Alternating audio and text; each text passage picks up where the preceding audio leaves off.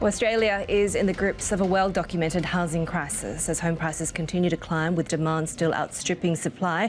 The latest data from property consultancy CoreLogic. Well, housing affordability is now at its worst level. Saving the great Australian dream. Housing affordability.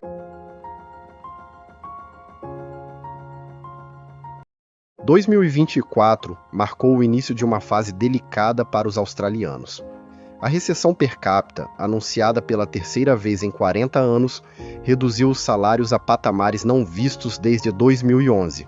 Por mais que incêndios devastadores e a crise da Covid-19 tenham abalado o país, o ponto central de preocupação segue sendo o alto custo de vida. Nos últimos tempos, a Austrália vivenciou um dos maiores ciclos de valorização imobiliária já registrados.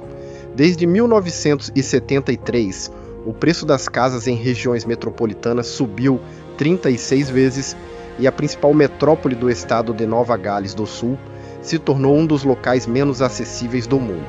Para entender como a nação chegou a esse cenário, é preciso ir além dos números e observar o que muitos chamam de lado obscuro da Austrália.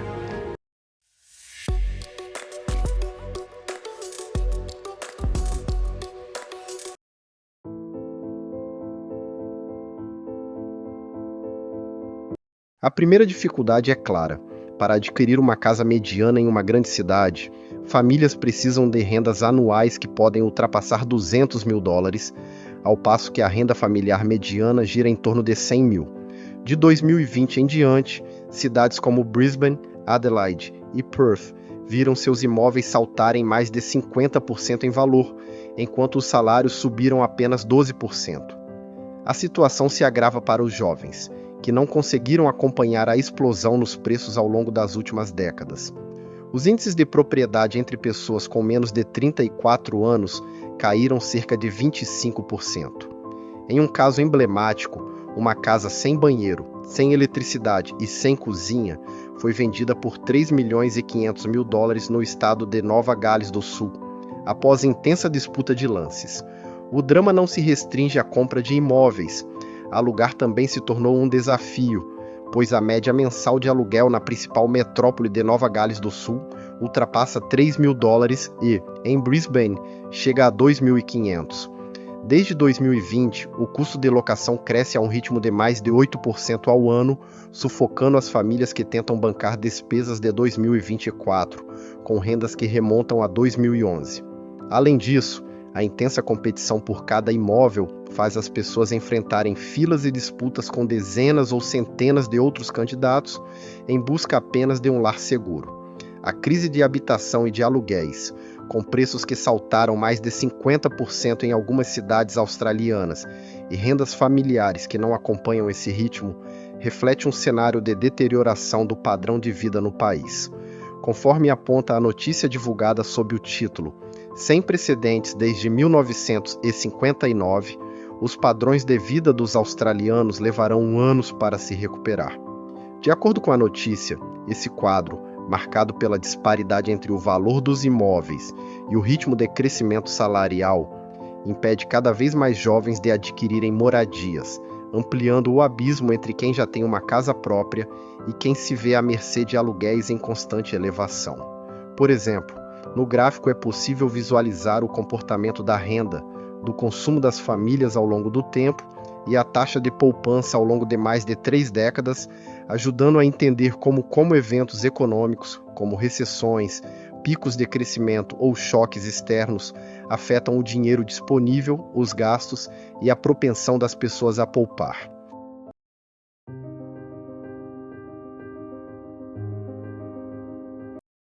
O mercado de aluguéis encontra ainda mais pressão quando se leva em conta essa entrada de quase 740 mil pessoas entre 2023 e 2024, volume superior a qualquer período recente na história australiana.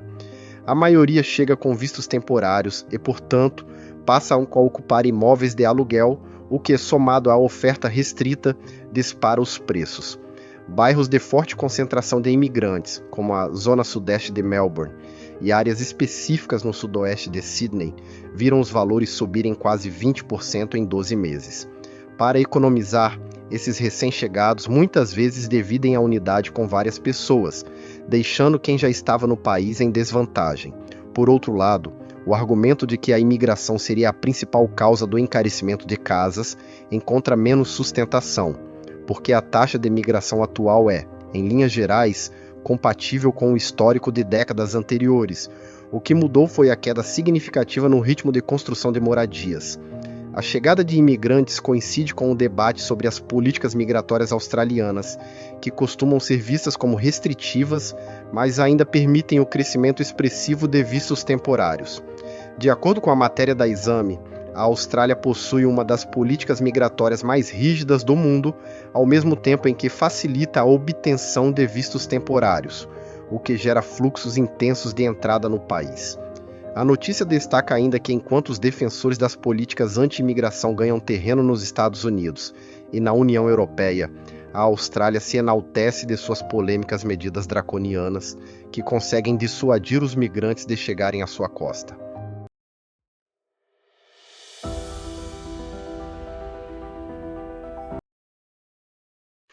A oferta limitada de novas casas ajuda a explicar por que o acesso à habitação se tornou tão restrito. Em 2023, concluíram-se 170 mil moradias, o nível mais baixo em 10 anos.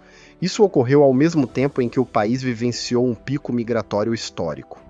Desde 1966, o número de casas erguidas em relação ao crescimento populacional vem diminuindo.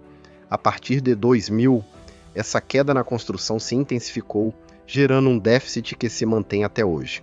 A cultura fortemente suburbana faz com que se opte por grandes áreas residenciais horizontais, em vez de prédios e maior densidade. Apesar de a Austrália ter enorme extensão territorial praticamente desocupada, muitos projetos enfrentam o fenômeno Not in my backyard, quando moradores se opõem à aprovação de novos empreendimentos. Assim, é comum esperar mais de 100 dias para aprovar uma única casa, o que diminui a capacidade de suprir a demanda habitacional. Enquanto isso, o valor da terra dispara e o preço das casas cresce 3 vezes mais rapidamente que o de apartamentos. A oferta limitada de novas casas converge com a análise feita pelo Australian Financial Review, que destaca o ritmo insuficiente de construção diante do crescimento populacional. Em um momento de demanda habitacional crescente, a Austrália está construindo menos, não mais, o que aprofunda a crise de moradias. De acordo com a notícia, a Austrália precisa construir mais casas novas, não menos. Mas o aumento pós-pandemia nos custos de materiais, mão de obra e empréstimos conspirou para tornar o desenvolvimento habitacional mais caro do que a maioria pode pagar e, com muita frequência, os únicos projetos que estão saindo do papel são aqueles voltados para pessoas que estão diminuindo o tamanho da casa.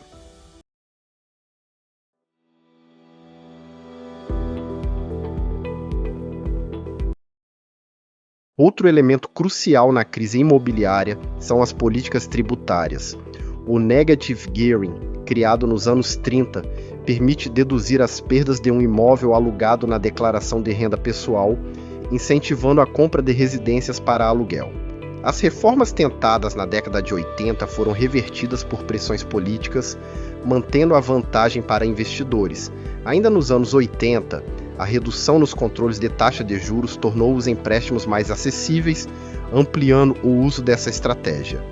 Há também a possibilidade de adquirir imóveis pelo sistema de aposentadoria, chamado Super, que reduz a tributação sobre o aluguel para 15%.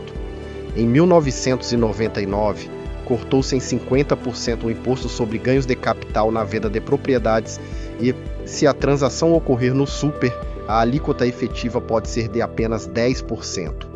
Praticamente nenhum outro país oferece tantas vantagens a quem investe em imóveis. Com incentivos concentrados em ativos não produtivos, grandes somas deixam de ir para áreas de pesquisa, desenvolvimento e negócios inovadores. Entre 2010 e 2020, a produtividade do trabalho cresceu por volta de 1,1% ao ano, bem abaixo de outros períodos. O índice de gastos com pesquisa e desenvolvimento permanece em 1,7% do PIB, inferior ao padrão de muitas nações desenvolvidas. Enquanto isso, Tanto o PIB per capita quanto os salários seguem estagnados, e a arrecadação do governo depende desproporcionalmente de impostos sobre renda e empresas, não de propriedades. A crise habitacional na Austrália atravessa governos e não se resume a um único partido.